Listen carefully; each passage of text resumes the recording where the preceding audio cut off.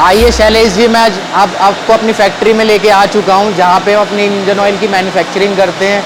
किस तरीके से सारे प्रोडक्ट्स हम बनाते हैं। ये हमारा साइंटिफिक मशीन है। वहाँ से ऑयल प्रोसेस होने के बाद इसके थ्रू आगे हमारा माल आगे टैंकों में डिवाइड होता है। उसके बाद आप पीछे ये मशीन देख रहे होंगे, जहाँ पे ये आगे फिलिंग मशीन है। इसके बाद ये टैंकों में से माल नीचे उतरता है और फिलिंग मशीन में भरा जाता है, सील हो जाता है डब्बा। उसके बाद ऐसे पेटियों में पैक होता है। ये मैकेनिक के काउंटर पे जो स्टिकर लगता है वो पेटी के अंदर डलता है। ये मैकेनिक के लिए एक टी शर्ट है, वो भी पेटी के अंदर जाती है। ये की रिंग है और एक ये पेन है, ये भी पेटी के अंदर जाता है। नमस्कार दोस्तों, कैसे हैं आप लोग। दोस्तों, बिजनेस कैसे करें में मैं आपको तरह तरह के बिजनेस आइडियाज़, इनोवेटिव प्रोडक्ट्स के बारे में बताता हूं।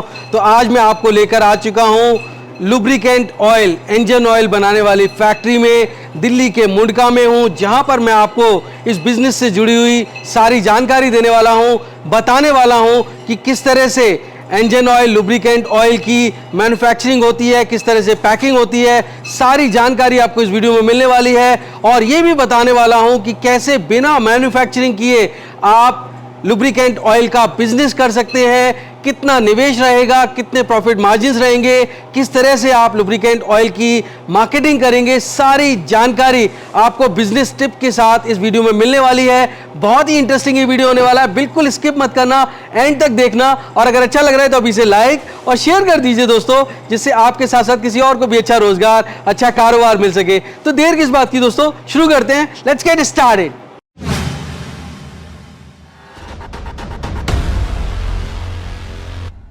दोस्तों, अगर आप बिजनेस करने की सोच रहे हैं तो सबसे पहले एक बात जान लीजिए, घर मीलों दूर हो जो मंजिल, पहला कदम उठाना जरूरी है। तो उठाइए पहला कदम और झट से सब्सक्राइब कर लीजिए बिजनेस कैसे करें चैनल को, क्योंकि इस रास्ते पर आपको मिलते हैं नए नए business ideas, innovation, business model से जुड़ी जानकारी और गाइडेंस। तो देर किस बात की दोस्तों, शुरू करते हैं घंटा बजाकर बिजनेस कैसे करेगा सुहाना सफर।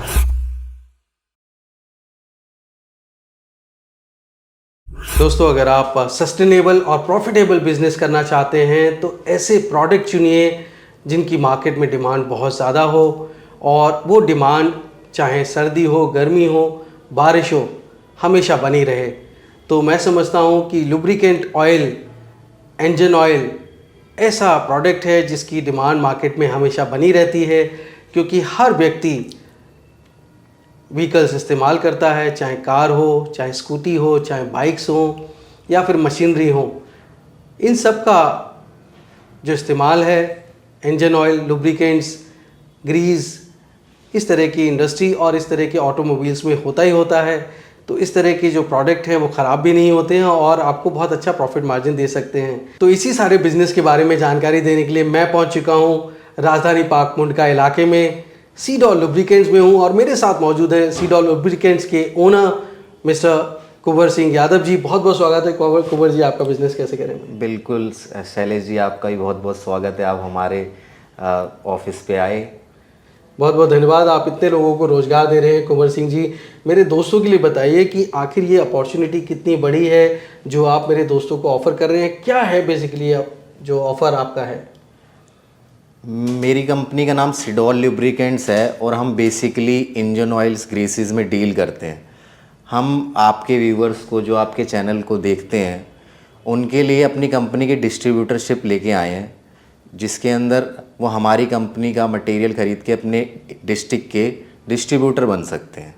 जी, अब जैसे कहा आपने कि अपने डिस्ट्रिक्ट में डिस्ट्रीब्यूटर बन सकते हैं, तो ये जो डिस्ट्रीब्यूटरशिप है वो एक ही आदमी को मिलेगी या एक से ज़्यादा लोगों को मिलेगी एक डिस्ट्रिक्ट में। जी बिल्कुल, ये डिस्ट्रीब्यूटरशिप जो है एक एरिया के अंदर एक ही डिस्ट्रीब्यूटर बनेगा, वन डिस्ट्रिक्ट वन डिस्ट्रीब्यूटर। पर कुंवर सिंह जी, ये बताइए मुझे कि आपसे कोई डिस्ट्रीब्यूटरशिप क्यों लेगा जब इतने बड़े बड़े ब्रांड्स हमारे देश में अवेलेबल हैं, फॉरेन ब्रांड्स हैं और कुछ तो इंडियन ब्रांड्स भी हैं जो बहुत बड़े हैं, वो आप उनकी डिस्ट्रीब्यूटरशिप छोड़ के आपकी डिस्ट्रीब्यूटरशिप क्यों लेंगे। ये बहुत बढ़िया सवाल किया है आपने, मैं इसका उत्तर देता हूँ। जो बहुत बड़े बड़े ब्रांड्स हैं उसके लिए आपको एक बहुत बड़ी इन्वेस्टमेंट चाहिए, एक बहुत बड़ा इंफ्रास्ट्रक्चर चाहिए आपको, और एक प्रॉफिट मार्जिन का भी बहुत बड़ा फ़र्क होता है, जो आपको हमारे डिस्ट्रीब्यूटरशिप के अंदर जब आप लेंगे तो आपको पता चलेगा। हमारा ब्रांड जो है वो भी बड़े ब्रांड से compete करने के लिए काबिल है। ये बात मैं आपको किस बेस पे बोल रहा हूँ, क्योंकि हमारा जो बिज़नेस है वो 1985 से हमारे फादर साहब रन कर रहे हैं और 2014 से हमारा ब्रांड रजिस्टर है और मार्केट में सेल हो रहा है और हमारे day by day distributors her district में, हर सिटी में बढ़ते जा रहे हैं। जी, ये बहुत अच्छी बात कही आपने कि प्रॉफिट मार्जिन का अंतर ज़रूर है बड़े ब्रांड्स में और आप में। तो अगर प्रॉफिट मार्जिन की बात करूं तो कितना प्रॉफिट मार्जिन हैं आपके प्रोडक्ट के अंदर, जो मेरे डिस्ट्रीब्यूटर अगर बनते हैं उनको मिलेगा, या जो एंड रिटेलर है जो आगे एंड कंज्यूमर को प्रोडक्ट देगा उसको कितना प्रॉफिट मार्जिन मिलेगा?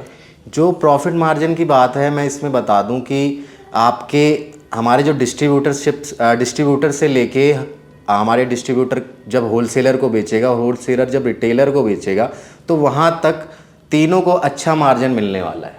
कुछ अगर परसेंटेज टर्म में परसेंटेज में मैं बात करूं तो 35 से 40% एक डिस्ट्रीब्यूटर को मिलेगा, फिर उससे नीचे आ जाते हैं रिटेलर जो होता है, उसको मार्जिन थोड़ा ज़्यादा मिलता है क्योंकि वो ऑन MRP सेल करता है सारा मटेरियल, इस वजह से रिटेलर का मार्जिन थोड़ा ज़्यादा होता है। लगभग कितना हो जाएगा? फिर भी 50 to 60% रिटेलर का मार्जिन चला जाएगा इसके अंदर। जी, अब ये आपके ऊपर निर्भर करता है कि आप डिस्काउंट देकर बेचते हैं या फुल MRP पे बेचते हैं। पर जैसे बड़े ब्रांड्स और आपके ब्रांड के बीच की बात करूं मैं, तो उसमें भी प्राइस में डिफरेंस है और क्वालिटी में भी डिफरेंस है क्या?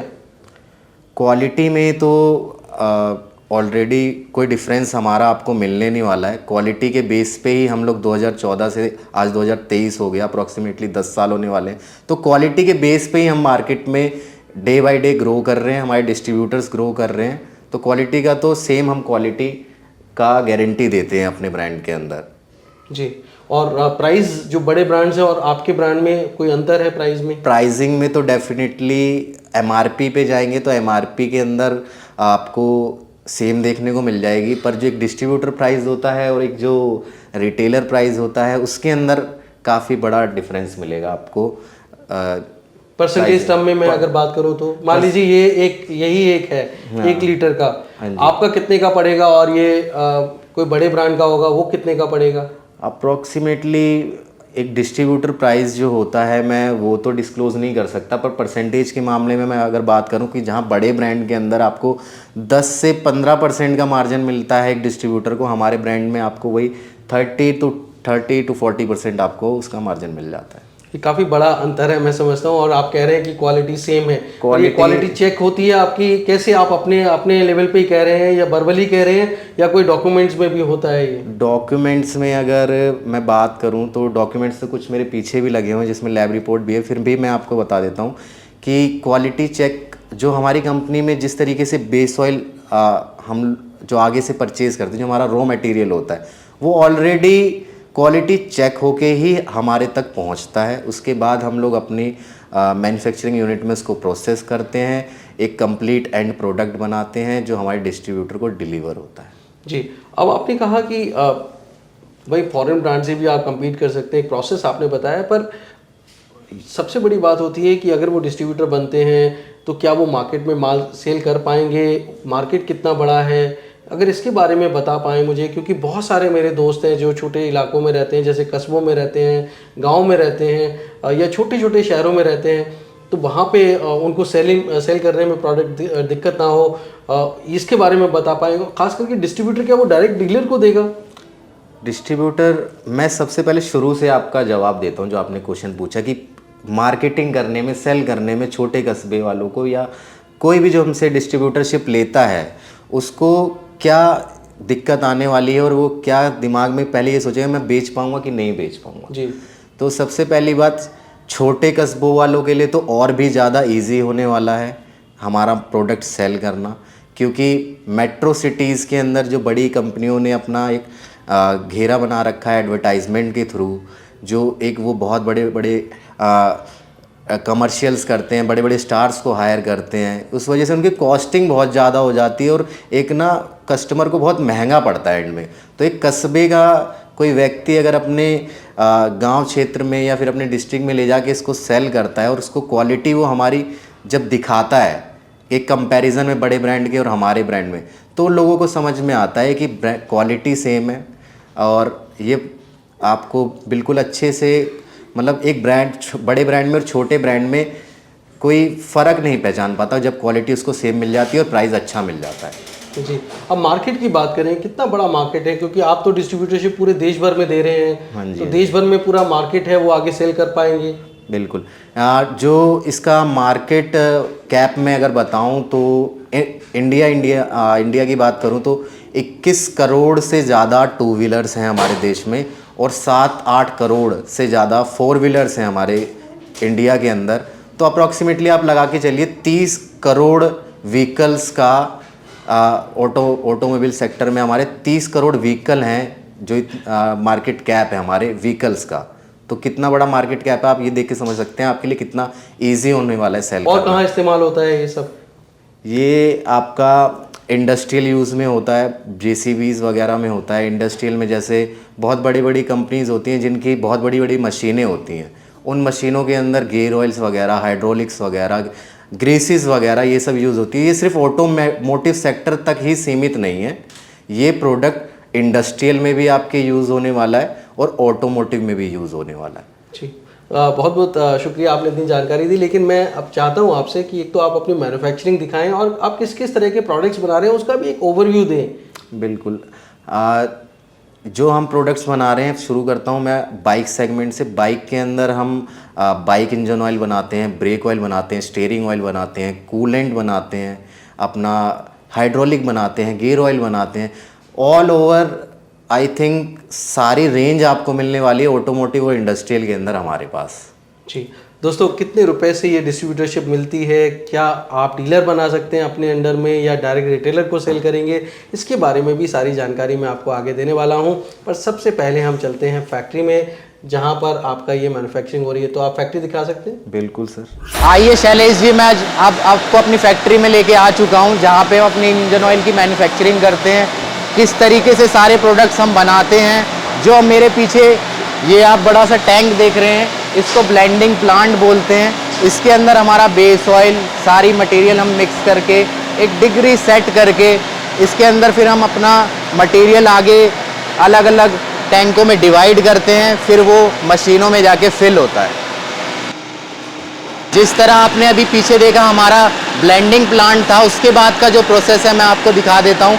ये हमारा सेंट्रीफ्यूलिक मशीन है, वहाँ से ऑयल प्रोसेस होने के बाद इसके थ्रू आगे हमारा माल आगे टैंकों में डिवाइड होता है और सारे जो अलग अलग 20W40, 15W40, हमारा स्टीयरिंग ऑयल, ब्रेक ऑयल, ये सारे मटेरियल जो है हमारे आगे धीरे धीरे हर टैंक में डिवाइड हो जाता है। उसके बाद आप पीछे ये मशीन देख रहे होंगे जहाँ पे ये आगे फिलिंग मशीन है। इसके बाद ये टैंकों में से माल नीचे उतरता है और फिलिंग मशीन में भरा जाता है। उसके बाद फिलिंग मशीन में से हमारा ये प्रोडक्ट एंड प्रोडक्ट बन के तैयार हो जाता है, जिसको हम आगे कार्टून के अंदर डाल देते हैं। मशीन के अंदर से मटेरियल बोतलों में फिल हो रहा है। उसके बाद यहाँ पे सीलिंग मशीन से सील हो जाता है डब्बा। उसके बाद ऐसे पेटियों में पैक होता है। पेटियों में पैक होने के बाद एक हमारा ये मैकेनिक के काउंटर पे जो स्टिकर लगता है वो पेटी के अंदर डलता है। ये मैकेनिक के लिए टी शर्ट है, वो भी पेटी के अंदर जाती है। ये की रिंग है और एक ये पेन है, ये भी पेटी के अंदर जाता है। और ये एक पैड आता है जो नोट पैड होता है, जिस पे हिसाब किताब लिखते हैं। मैकेनिक नोट पैड डलता है। उसके बाद पेटी पैक हो जाती है। कश्मीर से कन्याकुमारी तक कहीं पे भी जाए ये माल, पेटी नहीं फटेगी, मटेरियल आपका पूरी सेफ्टी से पहुंचेगा। ये आप जो ऊपर देख रहे हैं ये सारा हमारा रॉ मटेरियल है। 1 लीटर से लेके 5 लीटर, 10 लीटर सारी तरह की पैकिंग आपको यहाँ पे हमारा रॉ मटेरियल जो है ऊपर रखा जाता है। यहीं पे सारा रॉ मटेरियल कार्टन वगैरह होता है, जो रिक्वायरमेंट होती है उस अकॉर्डिंग हमारा मटेरियल नीचे जाता रहता है और पैक होता रहता है।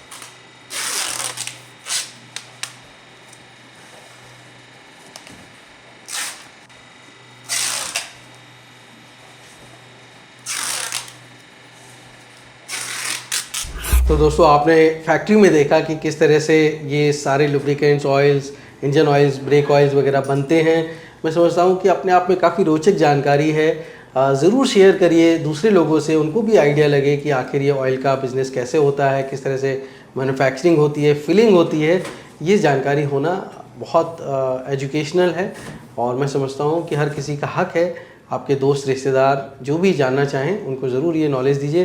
पर जैसे अगर आप डिस्ट्रीब्यूटरशिप लेना चाहते हैं तो कुंवर सिंह जी, मेरे दोस्तों के लिए बताइए कि डिस्ट्रीब्यूटरशिप के अंदर क्या आप डीलर उनको बना के देते हैं या डायरेक्ट वो रिटेलर को जोड़ेंगे अपने साथ? किस तरह से ये डिस्ट्रीब्यूटरशिप काम करने वाली है? इसके अंदर जो हमारा डिस्ट्रीब्यूटर होता है उसको हम डीलर किस तरीके से प्रोवाइड कराते हैं, सबसे पहले मैं आपको ये बता देता हूँ। हमारे पास जो इंक्वायरीज़ आती हैं, जो हमारा डिस्ट्रिक्ट में पहले डिस्ट्रीब्यूटर बन जाते हैं, तो हमारा सेल्स डिपार्टमेंट अगर आपके एरिया से किसी की सिडोल लुब्रिकेंट्स के लिए इंक्वायरी आती है तो हमारा सेल्स डिपार्टमेंट उनसे बात करके आपके पास ही वो इंक्वायरी फॉरवर्ड करता है। फिर उसको आप अपने डीलर में कन्वर्ट कर सकते हैं, उनको डायरेक्टली माल सेल कर सकते हैं।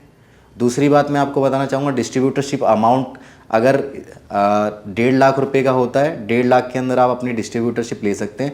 डिस्ट्रीब्यूटरशिप अमाउंट 1.5 लाख रुपए में आपको बेनिफिट्स जो मिलेंगे वो कंपनी की तरफ से प्राइसिंग का होगा कुछ, और कुछ अपना एड मटेरियल सपोर्ट जो होता है वो आपको भरपूर दिया जाएगा इसके अंदर।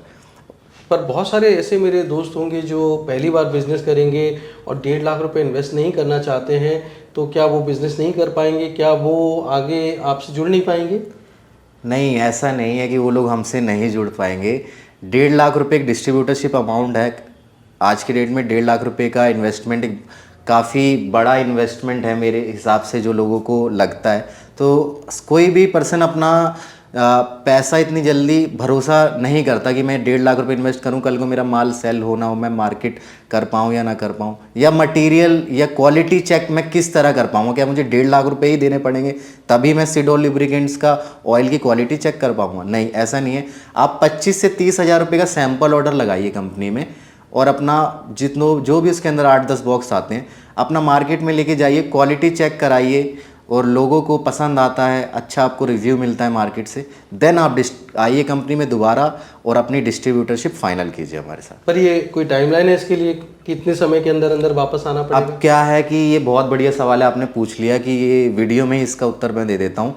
5-6 लोग 10 लोग सेम वीडियो देखते हैं, तो अगर मान लीजिए जो हमारे पास पहले आ जाता है उसको हम सैम्पल ऑर्डर दे देते हैं, तो हम उनसे 15-20 दिन का, 1 महीना, मैक्सिमम 1 मंथ तक का हम उनको टाइम देते हैं कि 1 मंथ में आप डिस्ट्रीब्यूटरशिप ले लीजिए, क्योंकि पीछे आपके और भी हमारे इंक्वायरीज़ हैं जो डिस्ट्रीब्यूटरशिप लेने के लिए तैयार खड़ी हैं। तो दोस्तों, आपकी एक एक पाई बड़ी कीमती है। आप जो भी पैसा इन्वेस्ट कर रहे हैं, पहले से मार्केट सर्वे कर लीजिए, क्योंकि आपका पैसा है, आपको ही बेचना है, तो आपको मालूम होना चाहिए कि मार्केट किस तरह का है, किस तरह के और प्रोडक्ट्स हैं, किस तरह से आप अगर सिडोल लुब्रिकेंट्स को सेल कर रहे हैं तो कर पाएंगे नहीं कर पाएंगे। मैं समझता हूँ ये बहुत ज़रूरी है, क्योंकि आपका निर्णय खुद का निर्णय होना चाहिए, जानकारी के आधार पे होना चाहिए। बाद में आप किसी को ब्लेम नहीं कर सकते हैं। आपका पैसा है, आप प्रॉफिट कमाते हैं, आप लॉस उठाते हैं, जो भी करते हैं वो आप करते हैं, आप डायरेक्ट अफेक्ट होते हैं। पर मैं आपसे पूछ लेता हूँ, वर्स्ट केस सिनारियो में कुंवर सिंह जी, अगर मान लीजिए वो आपसे माल लेते हैं, चाहे वो डिस्ट्रीब्यूटरशिप ले रहे हैं फुल फ्लेजेड, या फिर आपका सैंपल ऑर्डर ले रहे हैं, और वो सेल नहीं कर पाते, वर्स्ट केस सिनारियो में, तो उनके पास क्या उनका पैसा डूब जाएगा? क्या करते हैं आप ऐसे में? सबसे पहली बात तो पैसा तो उनके पास ही रखा हुआ है जो उन्होंने इन्वेस्ट किया है, जो वो मटेरियल है, पैसा डूबा नहीं है, वो ख़राब नहीं होता, वो ख़राब नहीं होता जो इंजन ऑयल है। और सैंपल ऑर्डर में मैं बात करूं तो 8 से 10 बॉक्स आपके पास आने वाले हैं। उसके अंदर मेरे ख्याल से आप अगर 2-3 दिन की भी मार्केटिंग करते हैं और सैम्पलिंग करवाते हैं, उसमें आपका सैंपल ऑर्डर ख़त्म हो जाता है, तो वहाँ पे आपका पैसा तो कहीं पे भी वेस्ट नहीं हो रहा। सेकंड चीज़ मैं अपने डिस्ट्रीब्यूटर्स के लिए ये बताना चाहता हूँ कि जो लोग एंड सिनेरियो में, जैसा आपने पूछा कि वर्स्ट सिनेरियो हो जाता है तो मेरा किसी डिस्ट्रीब्यूटर का माल सेल नहीं हो पाता, तो उनके लिए सबसे पहली बात मैं पॉजिटिव माइंड से चलता हूँ। पॉजिटिविटी ही हर डिस्ट्रीब्यूटर में होनी चाहिए। ऐसा आज तक नहीं हुआ है हमारी कंपनी में किसी डिस्ट्रीब्यूटर का माल सेल ना हुआ हो। फिर भी एक सिनेरियो अगर ऐसा आएगा भी, तो आपके अगल बगल के जो हमारे डिस्ट्रीब्यूटर्स होते हैं, मान लीजिए किसी सिनेरियो में आपसे माल नहीं सेल हो पाया, वर्स्ट सिनेरियो, तो उनके पास अगर कोई रिक्वायरमेंट बन रही है जो मटेरियल आपके पास है, तो वो मटेरियल हम आपको ट्रांसपोर्ट कॉस्ट देनी है, जीएसटी अमाउंट जो लगना है उसमें वो देना है, आपका मटेरियल हम फॉरवर्ड करा देंगे अपने दूसरे डिस्ट्रिक्ट में। जी, ये सब बातें आप आराम से आपस में कर लीजिए, समझ लीजिए, तभी आगे बढ़िए मैं कहता हूँ। पर अगर जो मेरे दोस्त आना चाहते हैं, विज़िट करना चाहते हैं और जानना चाहते हैं कि क्या प्रोसेस है, तो उसके लिए कोई आपका एड्रेस, फ़ोन नंबर? जी बिल्कुल, हमारा जो एड्रेस है राजधानी park metro station, metro pillar number 478, Jagdamba associate, first floor पे आके आप हमारे ऑफिस में विज़िट करिए, हमसे मिलिए, सारी चीज़ें समझिए। और जो नंबर है मैं आपको बता देता हूँ 8368473045। बाकी 1-2 नंबर और हैं जो आपको प्रोवाइड हो जाएंगे। जी दोस्तों, ये नंबर आपको स्क्रॉल पे मिल जाएंगे और डिस्क्रिप्शन में भी मिल जाएंगे। आप जो भी बिज़नेस करें बहुत सोच समझ के करें, मार्केट सर्वे करें और अच्छे से जब पूरी तरह से सुनिश्चित हो जाएं कि सच में आप ये बिज़नेस करना चाहते हैं तो आप आगे बढ़िए, निर्णय लीजिए, क्योंकि निर्णय लेने वाला व्यक्ति ही जीवन में आगे बढ़ता है। फेंस सिटर्स जो दीवार के ना इस तरफ कूदते हैं ना उस तरफ कूदते हैं, वो कभी जा ही नहीं पाते आगे और वो दीवार पे बैठे रह जाते हैं। हम उन्हें फेंस सिटर्स कहते हैं। तो निर्णय हाँ या ना में लिया जाता है, पर निर्णय लेना बहुत ज़रूरी है जीवन में आगे बढ़ने के लिए। ना में भी निर्णय हो सकता है और हाँ में भी होता है, पर जो भी निर्णय हो वो आपका निर्णय हो। बहुत बहुत शुभकामनाएं दोस्तों, और बहुत बहुत धन्यवाद कुंवर सिंह जी, आपने जो मुझे इतना वक्त दिया। Thank you Shailesh. तो दोस्तों, उम्मीद करता हूँ बिजनेस कैसे करेगा ये एपिसोड आपको बहुत पसंद आया होगा। अगर हाँ तो लाइक, शेयर और सब्सक्राइब करें। दोस्तों, एक नई स्टोरी के साथ मैं जल्द आपसे मिलता हूँ। तब तक आप अपना और अपनों का बेहद ख्याल रखिए और देखते रहिए यूट्यूब पर बिजनेस कैसे करें। धन्यवाद, नमस्कार। नमस्कार।